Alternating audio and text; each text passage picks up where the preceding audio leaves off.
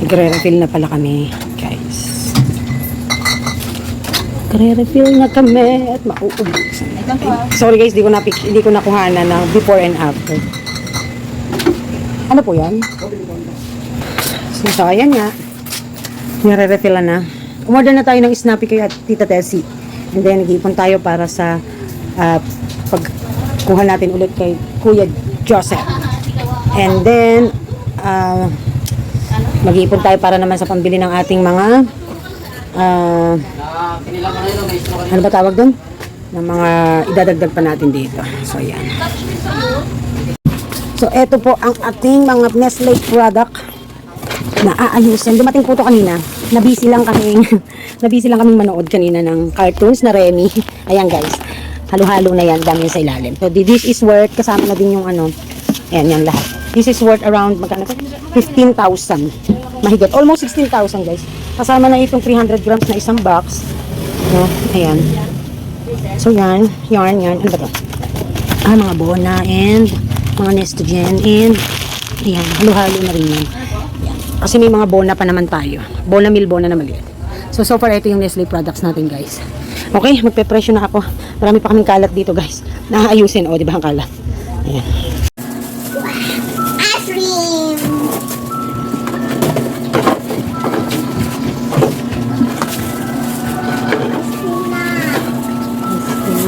Ay.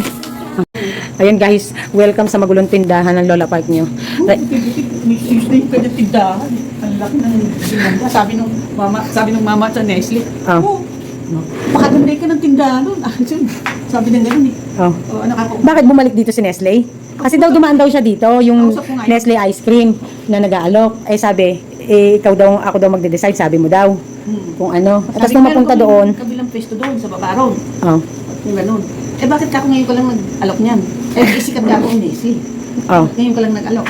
Eh sabi niya kasi ngayon lang doon siya napunta rito. Tsaka ang ano doon niya, Santa Maria, Cardel, diba? Maya. Oo. Sabi ko nga, ang gawin, dalawang account ang gawin kasi maglalagay din ako dito. Eh, Ako na bahala dumiskarte ang para. ganda-ganda ka ng tindahan doon. Marami ka na nga. Tinunan ng tinunan. Oo nga. Tinunan pa yan sa labas. Ilagay. Kung bumalik, ilagay dyan. Tinunan po. Pwesto na to. Oo nga, kinukunan nga. Kasi nga, ang balak yata. Kasi sabi ko, kung baka mamaya ka, kung mag-alok din kayo sa ita, eh, talo-talo na kami ngayon yun. Ayan guys. Nag-ayos kami ng accounts guys. Yan. So, uwi na ako guys kasi gabi na si Lola Park nyo. Na-stress ng very slight sa aming kwentahan. Hindi kasi siyang mas short. Short men. Ayun. Kita ko na ma-short. Ha? Takot ka mas short? Ano gusto mo? Malong? Ma-short. Puta na mama. Nag-vlog tayo. Hindi talaga takot ako ma-short eh. Mahirap kaya. Mahirap kaya. Ano, lalo mo. Mayroon kasi pag hindi mo pera, no? Napaka- Dahil alam mo kung paano ano. Eh, okay lang naman yun. Sabi ko nga, gumastos ko yun. Ano?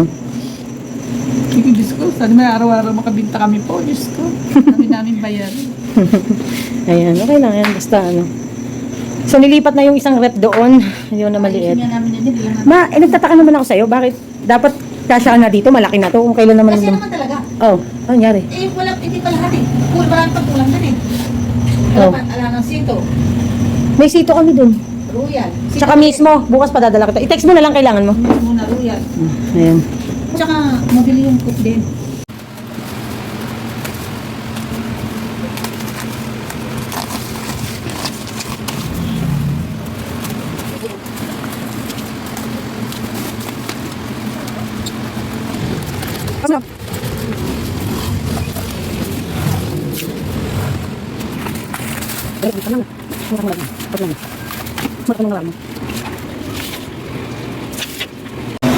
Yan, dito na lang gawi kuya para makaporma-porma kami.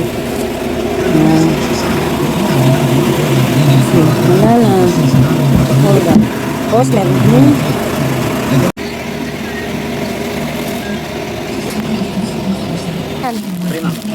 Free. Sana all free. Hindi picture na. Pasyal-pasyal tayo guys. So, ayan ang ating ano. So, kare-refill lang natin. Wala. Hindi pa kami nalalagay dyan kasi hindi pa namimili. Oo nga pala guys, dumating na yung hinihiram kong isang chest freezer kay Snowjo. Kaso, hindi ko ini-expect na iyan ang ibibigay sa akin. Kasi, meron akong hiniram sa kanya dati. Yung dati kong ref na ginamit dito, alam ko iyon. Eh, nagtaka ko bakit ito. So, hindi ko alam kung malakas to sa kuryente kasi parang old ano na siya. Pero camel ang tatak nito guys. So, sabi ni Daddy, try daw. So, bali, dito na lang kami maglalagay ng frozen products. Tapos, dito kami maglalagay ng yelo. Kasi guys, malakas yelo dito talaga. Sa totoo lang, hindi kami nakakapag-stock ng super dami. Minsan kasi guys, pag mainit ang panahon, nakakaubos kami ng 2 hanggang 3 sako. So, ito, so far, nakabukas, pero wala naman laman. Kasi gagamitin na din namin ito for personal use at iba pang mga kailangan namin. Just in case na kailangan magpalamig din ng mga ref. Ay, ng mga ref, ng mga mucho kung sakaling magiging malakas. Kahit sabihin pa, ayan. Kahit sabihin pang malaki yung capacity nung Sanden natin na chiller. So far, ayan, ang ating ano, kasi yung iba nabili na. Tingnan nga natin. Ayan, yung iba nandun sa ref. No? So, ayan. Eh, ba't may umuusok? Saan yung umuusok? Ang gara, pagka may ilaw yung cellphone. So, ito guys, yung hindi pa namin naaayos na ibang galing kay DCFE. So, hindi pa nadi-display. Ayan, oh. Ayan. Kasi hindi pa din nadi-display yung ating mga ganito. Ayan. So, ganyan na tayo kumuha. So, nag-ano na naman tayo dyan. Nasa 6,000 yata mahigit yung ating ano. Nag-ano tayo, nag-check. So, bigas namin yun na lang, bibili pa. So, yan, so far, ang ating bodega / stock room. Okay, balik na tayo dito. So, ito nga pala yung ice cream namin. Ano tayo, Snowjo? Nawala ng kuryente, guys. Oh, nagpalagay kami ng ganito kasi nga, nawala ng kuryente. Yan. Tapos, may bagong product si Chocomalt. Bagong product. 10 pesos lang din. Pang 10 pesos. Yan. So, puno na ulit ang ating ano, full stock na tayo ulit sa ice cream. So, puro kalat dito. So, ito medyo maayos-ayos tayo dito kasi nilagay namin yung isang lalagyanan dito. Yan yung kusina natin. O, di ba magulo? So, ito din yung ating Nestle products. Nilagay na natin yung ating mga stocks. Ayan. Yan. Ito ang ating stocks sa mga biscuits at saka yan sa mga ilalim. Ito pala yung alak natin na iba. Ito yung ating mga yosi na kalas. Tapos, ito naman yung ating yosing stock dito na hindi mentol. At ito yung ating mentol nandito sa ilalim. Kasi ito yung mga pangkalas. Hindi pa tayo nakakapag-ref. Okay? So, dito tayo sa office. Kasi guys, nag-ano ko kanina. Dahil gumawa ako ng mga price list ng soft drinks na nilagay natin doon kay Sanden. Ayun o, nakaano dun sa kalagay. Yan. Tapos, meron din tayong wholesale price. Pero para lang yan sa kasari na ano natin. Okay, so mag-vlog na tayo. Ito tayo sa ating laptop. Yan. Tapos, dito ko ilalagay yung cellphone. Kaya medyo, pagka magbabasa ako, dito yan. Ganun, okay? So, huwag na kayo magtaka, okay? Ayan guys, kamusta po kayo? Hello, hello, hello. Happy June 1. No? Bagong buwan na naman, bagong pagsubok at bagong challenge na naman sa atin. So, finally, nakapag-audit na tayo kay Lola Park. So, alam niyo naman na ang month of May ni Lola Park ay bago pa siya nakapag-start ng benta at nakakahakot ng customer, ito ka-while. So, I do expect na that. No, I really expect na that from the very beginning pa. So, syempre, hindi katulad ng serbisyo na meron kami dito compare kay Lola Park. Kasi, little of everything lang siya. Natatawa nga ako kay Lola Park kasi, di po ba, hinihintay ko lang dumating si Sanden para ilipat sa kanya yung kanyang Eurotech yung Eurotech ko na ref patungo sa kanya. Ano yun, Jai? Wala pa. Hindi siya medyo makapaghintay. Alam niyo po ba sabi sa niya sa akin nung nakaraan, hindi pa dumadating si Sanden. Sabi niya, paano aasenso itong tindahan na to? Ayaw mo lagyan ng Red Horse. Pinagalitan pa ang Mami Park guys ng Lola Park. Sabi ko, wait nga lang, hinihintay. Tsaka bago talaga dinala yung ref doon, sinigurado namin na malinis na, hindi na siya mahihirapan, lalagyan na lang niya. Syempre kasi gusto ko yung conveniente. Sabi ko, maghintay siya. Sabi kasi ni Lola Park, ang mahirap daw kasi kapag nagtatanong at isang beses, dalawang beses nagtanong at wala, ang hirap, ang tagal na daw bumalik. Ganun daw yung mga customers doon. And then, ang sabi pa niya, ang hindi daw masyadong nakakabenta sa araw kasi ayaw lumapit dahil napakainit, nakatutok yung araw. Kaya naman bukas ayusin na natin yung kanyang magiging lona doon, yung magiging cover niya kapag ka maaraw. So, nagsukli lang tayo guys kasi yung customer naka 1,300 something. Ayan. So, malamig na Red Horse ang nakuha nila. Napakalamig nun guys. Kasi talagang nime-make sure namin na may stock kami na malamig. Kasi yun nga yung isa sa complaint ng mga customer At minsan ay na-discourage bumili kasi hindi na nga malamig, hirap kami magpalamig, wala pa minsan kaming yelo. Tulad ngayon, kagabi pa kami walang yelo, wala ding yelo today, walang deliver, so hirap kami. So kung may malamig kami na i-offer, hindi sila masyadong nag-worry kasi malamig yung binigay namin. And okay naman sila sa price na ganun. Yun. So, mag-shoutout tayo guys at hindi, bago tayo mag-shoutout, yun nga, si Lola Park nyo po ay nagkaroon po ng total sales na for the month of April 30 to May 31 ng 38,018 pesos. So, yun yung naging total sales niya. So, alam naman natin na mula April 30 to May 14 hanggang 15 pa nga, talagang po ang kanyang sales ay halos wala. No, halos wala talaga. Kasi nga, wala pang laman. Dahil nung nag-move sila doon, nag-aayos pa kami ng mga anik-anik nila doon nung mag-start up. So, kaya talagang we really expect na ang month of May ay ano lang yan, dry run. So, para malaman din kung anong mga demands doon, ano ang dapat talagang i-available natin kay Lola Pat at yung hindi natin i-compromise na i-available sa store niya. So, kagandahan din doon, nakikilala na yung kanyang selecta. So, may mga customer kami dito na if they really want to have more options when it comes to ice cream, lalo na nakatab, ayun, doon namin pinapupunta. And talagang marami sa kanila, willing talagang pumunta doon. Kasi usually din naman na mga nakamotor, nakasasakyan. So yun, so unti-unti rin na nakikilala na kay Lola Park yun, si Lola Park ang nagtitinda at si Mami Park. No? So natutuwa lang ako kasi kahit pa paano, nagiging busy na sila Lola Park ngayon. So sabi nga ni Lola Park, ngayon daw, naka 3K daw siya ng sales. 3K lang daw. Eh, napaka-reklamador ng Lola Park nyo. Gusto niya kasi talaga maraming sales. Gusto niya busy-busy. Gusto niya yung sanay po kasi siya ng ganon. But anyways, ako naman hindi masyadong napaka-bothered. In a way na, kasi ayoko yung mai-stress siya. Sabi ko nga, okay lang yan, ipagdasal mo na lang.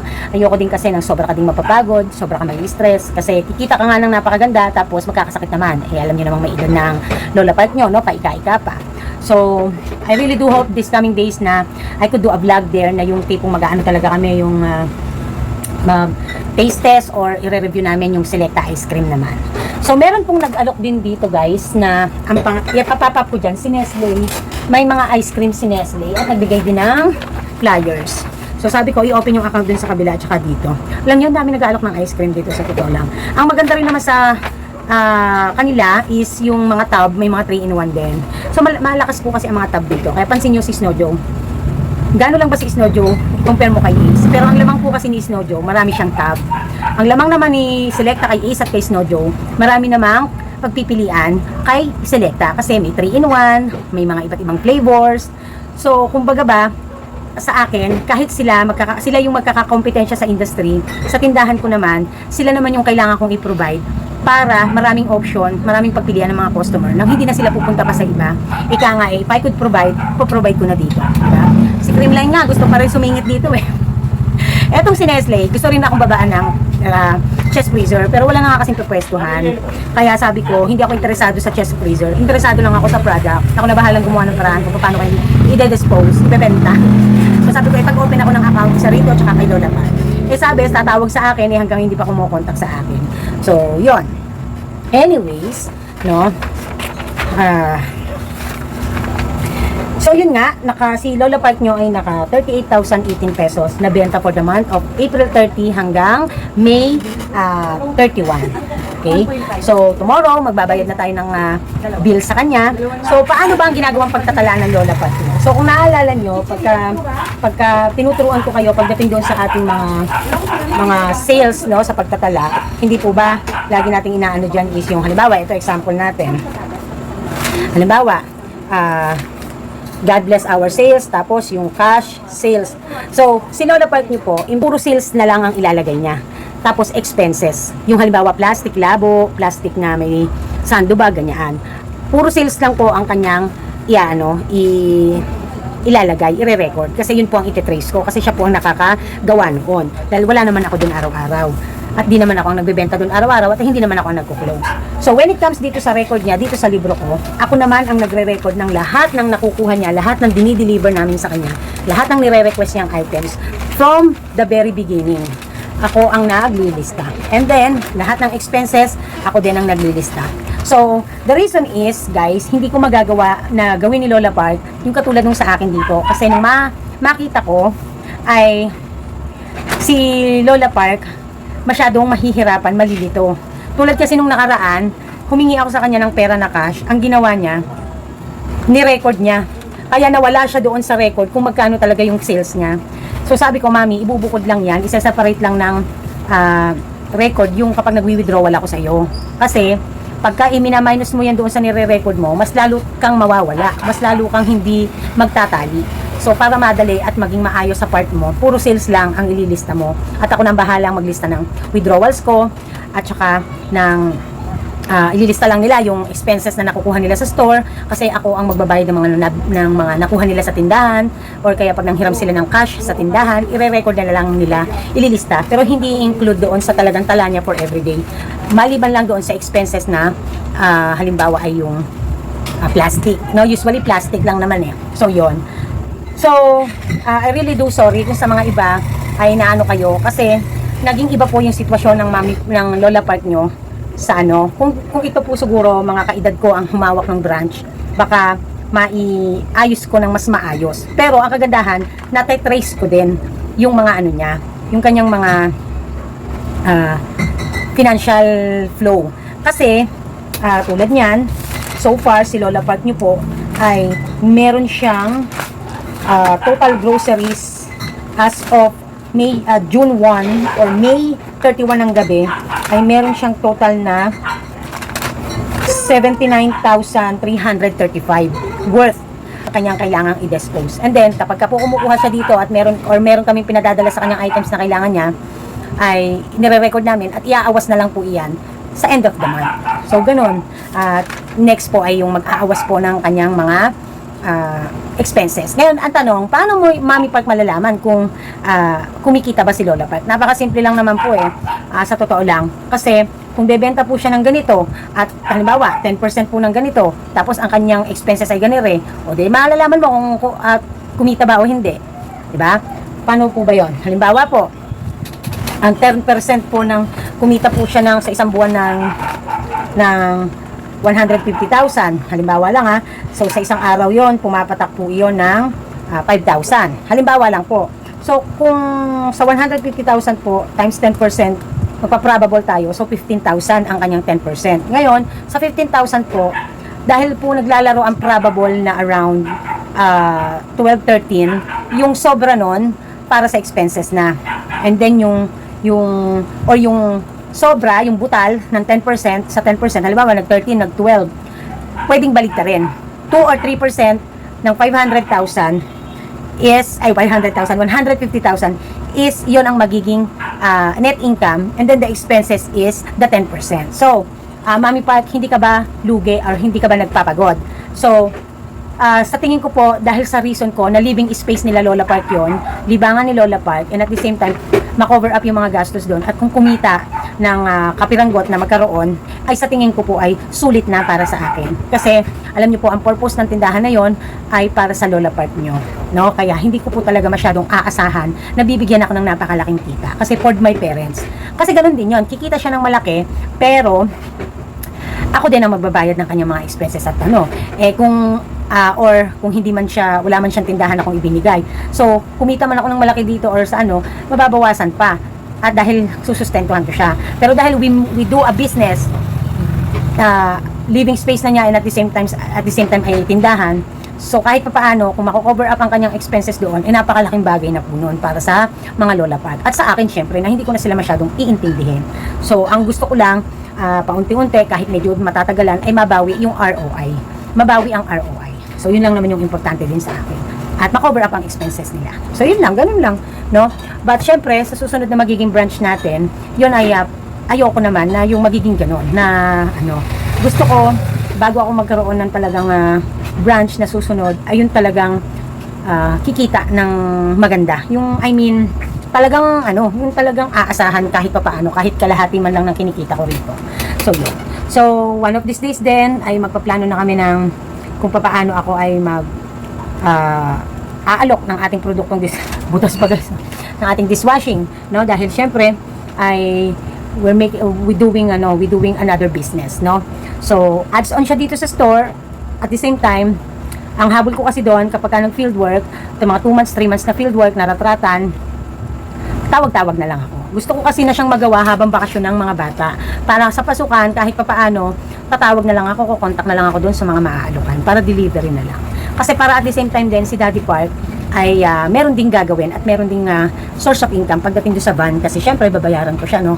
So, makatulong, okay? So, hindi siya extra income kasi kahit hindi namin gawin, nakasurvive naman kami kahit paano dito. Kaya lang, dahil sa kinakabahan din ako dahil baka mamaya hindi ko masasabi dahil nandito sa akin sila Lola Park, kailangan maging handa din ako tsaka alerto sa mga expenses at tsaka sa mga siyempre mainam ni handa. Kaya mas gusto ko na mapalaki yung empire, mapalawig yung source of income.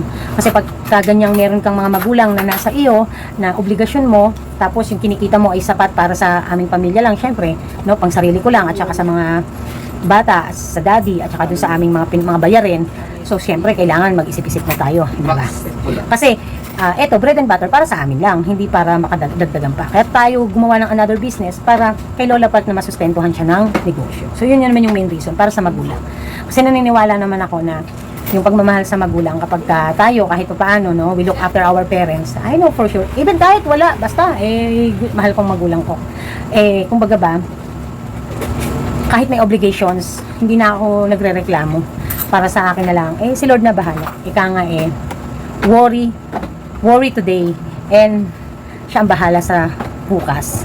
Pero syempre, nasa Diyos ang awa, nasa tao ang gawa. No? Kasi ganito yan, guys. If you can't really do anything anymore, or nothing anymore, ipagpasa Diyos mo na. Kasi, kakaloka mo yan. Ikaka-stress mo yan. Kaya, ipagpasa Diyos mo. Wala kang no? You have to wait kung anong pwedeng mangyari. No? Although kahit you did everything na, dapat maghihintay ka pa rin. Hala, ano nangyayari? Nawawala ba kuryente? Why nagbibit-bit ang aking Bakit nagbit-bit ang aking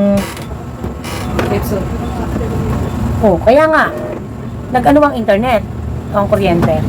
Wala kasi ng kuryente dito, guys. So mag-shout out na nga tayo. Okay, let's do shout out. Shout out tayo kay Malu Aguirre. Sabi ni Malu Aguirre. Walang masama pag nag-reveal ng benta. Kung yun naman talaga ang benta, carry lang. Usod nga natin to kasi masyadong Ayan. Lagay natin sa ganyan. Ayan. Yung iba nga, kahit F na F ginagawa, carry niya din. Wala namang nagsabi na bawal mag-filling. Ayun. Ayun. Nabanggit ko lang naman, Ma'am Malu, kasi kaya one of the reason also, bukod doon sa safety and security ng Mami Park, ayoko na rin nagsasalita ng mga tungkol sa mga achievements, basta-basta. Although dapat kasi talaga, paminsan-minsan, kasama talaga yun sa ating journey dito sa ating store. At ayoko na rin nagbabanggit ang tungkol sa investment, kaperahan, ganyan rin. Kasi nga, benta lalo na ganyan, may mga iba na may nasasabi pa, na samantalang, hindi ko naman nakita yung sarili ko na naging mayabang sa ganun.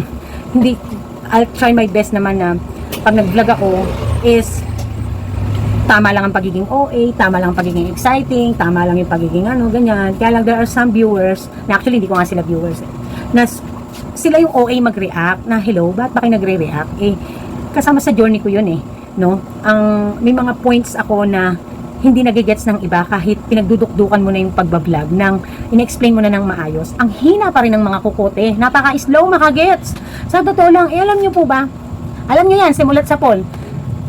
Alam nyo yan, napakahina ng aking pasensya, napakaiksi ng aking pasensya sa slow.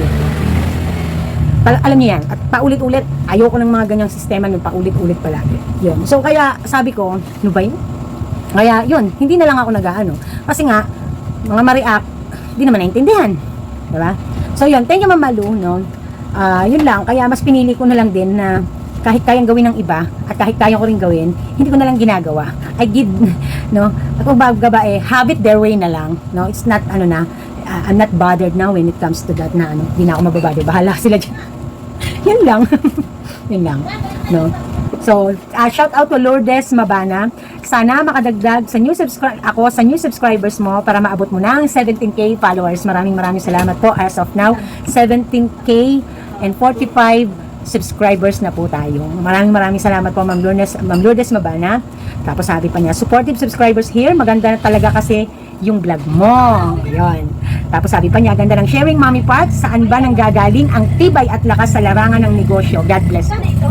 Ang motivation ko po mga bata, pamilya ko po. At ang tulad niya, nadagdag pa yan sila Lola Park. Motivation ko ang mga bills. Motivations ko yung mga bagay na dapat ay ngayon kahit pa paano dapat meron na kaming nasisimulan. Motivation ko yung kailangan gawan ko ng paraan yung aming safety and securities when it comes to sa bahay, when it comes sa negosyo, when it comes sa bills, ganun. So, siguro, dumating na ako doon sa punto ng edad ko na no more play. Dumating na ako doon sa panahon na this is the adulting.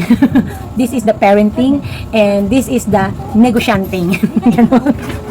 No? So, yun yung yun yung motivation ko, ma'am. At motivation ko din ang mga frustrations and failures ko sa buhay, syempre. Kasi the things that I didn't able to do when I was younger, ngayon, if I could do it, I would do it, no? Kasi may mga bagay na hindi pa naman huli ang lahat, and then may mga bagay na pwede pang kayaning ihabol. So may mga bagay na talagang kailangan i-give up mo na, sukuan mo na. So I learned things when to let go and when to hold on.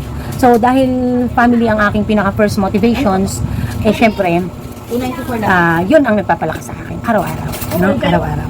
Parang tipong hindi ako po pwedeng magkasakit kasi mapipilayan ng pamilya. Ganun ang ganun yung sitwasyon ko ngayon, guys. Honestly speaking. Buti na lang talaga si Daddy Park. Napaka-supportive niya when it comes to physical works and decisions.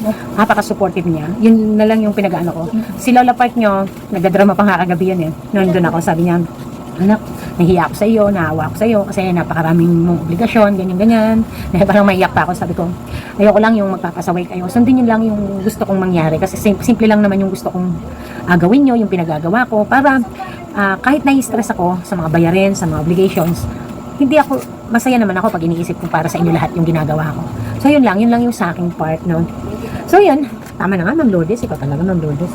Ayan. Okay, so doon naman tayo kay Jonathan Debad, 5243. Tama ba? Hello po, Mami Park. Electric bill po after 1 month. Inverter po ba yung 3-door nyo? Congrats po. O sige po, gagawin ko po talaga yan. I-ano ko po kayo dyan.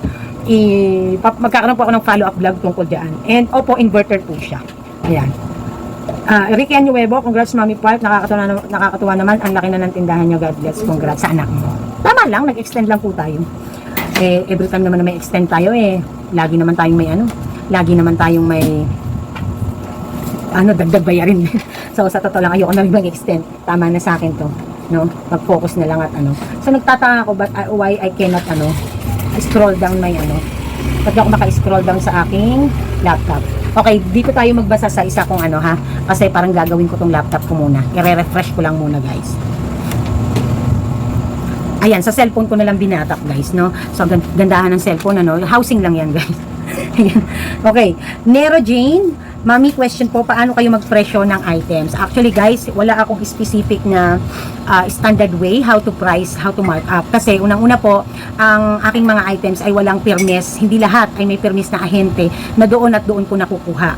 There are cases na nakukuha ko talaga sa iba, minsan sa supermarket, at talagang mas pricey siya. Tulad po ng halimbawa, pagdating po sa Argentina na 260 grams, kasi boxes po ako kumuha niyan, at saka yung 175 grams niyan. So, yung 260 grams na Argentina corned beef, sa nakukuhanan ko po na wholesaler ay nasa around 58. Sa mga supermarket po ay nasa 56, 55 point something, almost 56. Ang bentahan ko lang po ng retail ay 60 pesos. Pero pag kumuha po ako doon sa ahente, doon po sa talagang distributor, nakukuha ko lang po siya ng 52 point something. So kung ibebenta ko po siya ng 60, mas maganda po ang markup ko. Hindi naman po ako po pwedeng magbaba sa 60, gawa po kasi ng hindi palagi ay nakakakuha ako sa ahente or hindi pa permis na may nakukuhanan akong ahente. Dahil nga, yun yung nagiging problema na pag mayroon ako minsang makukuhang ahente, tumitigil na mag-supply. Hindi bumabalik, no? Minsan makakadil ka lang sa kanila, makakapag-transaction ka na lang ng isang beses, 2 beses, hanggang 3 beses. Minsan hindi na bumabalik. Nagre-resign yung ahente, nag-reshuffle, kung ano-anong mga dahilan ng mga iba't ibang mga distributors ng mga companies. Kaya, when it comes to pricing, to mark up, no, pagtutubo, napakahirap po. Kaya hindi ko siya basta-basta din binablog. Bukod po doon sa protection ko, pagdating naman sa aking mga kakompetensya. And of course, syempre hindi ko masasabi. Sa totoo lang po, meron sa aking nag-ano dyan, meron sa aking nagpa-follow sa akin dyan at nanonood. No? Hindi natin maikakaila yan. At okay lang kung si Kasari nanonood. But my point lang is din, bukod doon sa hindi consistent kasi ang aking supplies, kung kanino man manggagaling, so hindi ko siya ma-vlog sa inyo basta-basta. And bukod dun sa isa pang reason na protection ko siya when it comes to malaman ng ng kakompetensya ko, no. So alam ko eventually malalaman naman niya yan kasi pagka nagtanong siya sa customer o kaya pag may naligaw sa kanya, naubusan ako dito. But the thing is, mas gusto ko na malaman na lang niya sa ibang customer kaysa naman yung nakasubaybay dito palagi nga sa vlog ko. Although views siya, parang kumaga ba, hayaan na natin yung gusto ko na lang masunod, no? Yung basta ganun ang gusto ko. Kaya po hindi ako nag-update sa mga price ng when it comes sa akin kung magkano ang bentahan ko. So yun lang yung masasabi ko po doon. Pasensya na po kayo, Ma'am Nero Jane, no? But more or less po pwede ko kayong bigyan ng probability kung paano magpresyo. Pagdating po sa peso na to ha, pagdating po sa mga kape, sa mga gatas na maliliit, pwede po kayong magpresyo diyan ng 2 hanggang 3. Pagdating po sa mga shampoo, pinakamalaki na po ang tubo nyo ay 2. Pagdating po sa mga sabon na powder na maliliit, ganun din po. Pagdating naman po sa ating mga downies at mga toothpaste, yan po, mga 2 pesos lang po pagka retail. Pagdating po sa mga noodles, 2 pesos. Pagdating po sa mga dilata, 3 to 4 hanggang 5 pesos pag malalaki na. Or lalo na kapag ka mga kondensada, no, ang mga canned goods. Pagdating po sa soft drinks, liqueurs na malalamig, 5 piso, 4 na piso, 5 piso, sa pack hanggang 10 piso po ang tubuan. Tapos, ganun din naman po sa mga alak na hindi mga malalamig, tulad ng mga MP, gin, ganyan, 5 piso hanggang 10 piso. Depende po sa puhunan. Kung high value siya or katamaan lang. No? So, ganun lang po si Mami Part, no? Ganun lang yung pwede ko ibigay sa inyo. But, yun nga, hindi talaga eksaktong ganoon palagi. Kasi minsan may sobrang point dahil, syempre, depende nga sa nakuhanan at syempre, kung mas mura nakuhanan ko, mas maganda ang kikitain ko from my selling price, no? Pagdating naman sa kung medyo mahal ng konti tutubuin ko kasi minsan hindi ko po pwedeng i-adjust agad yung presyo. Kasi hindi ganun kadali dito yung mag-a-adjust ka kagad ng presyo. Dapat dito binibigyan mo ng talagang mga 1 week to 2 weeks na palugit bago mo taasan talagang opisyal yung price mo dahil syempre lalo na kung fast moving products, tinatangkilik ng tao, alam ang presyo mo, mabibigla kasi. So kaya kailangan may 1 week to 2 weeks kang palugit to let them know na magtataas ka na. Ganon dito, no, yung style. Okay? So, ayan. So, shout out naman po kay Winnie07. Watching here, Mami Park. Congrats sa 17K subscriber ka na. God bless you more. Thank you. Dolores Yabut. Anong brand ng chiller mo, Mami Park? At freezer nyo po ba? Chest freezer or upright? Gusto ko din pong magpundar ng freezer para makapaglagay ng ice cream. Diyan po sa bago po yung video ko na kung saan kayo nag-comment. Inaano ko na po. In-upload ko na po. Binlog ko na po. Flor de Lisa Abogado, 13K renta, kayang-kaya mo yan sa laki ng benta mo. At tama ka, okay lang na nangungupahan, yun naman ang magpapaunlad sa'yo. Ako kasi sa bahay lang ang store ko, pero maganda ang lugar, bumibenta ako ng 17K to 20K araw-araw. Pag matumal, 14K to 15K. Pero bihira yon at solo tindera. Walang inuupahan, pag walang pasok mga anak, humahalili sila. Sweetie Jubar, sana all. Flor de Lisa, no? Maganda ang sales, tapos wala pang binabayaran. Ano? Imagine that. Sweetie Jubar 3685, hello Mami Park, thanks sa shoutout. Congrats sa lumalago mong negosyo. Okay lang naman ang tindahan ko.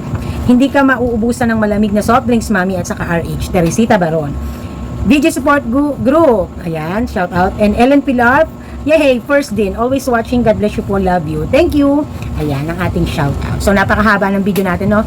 So, thank you very much, no, sa inyong lahat. And this is Mami Park, and this is Tim Park, nagsasabing Tindera is my proud career. Update ko po kayo at abangan nyo po ang mga vlogs namin soon. Hopefully, makasama ko na si Daddy Park, no? Ayan. Bye! Mwah.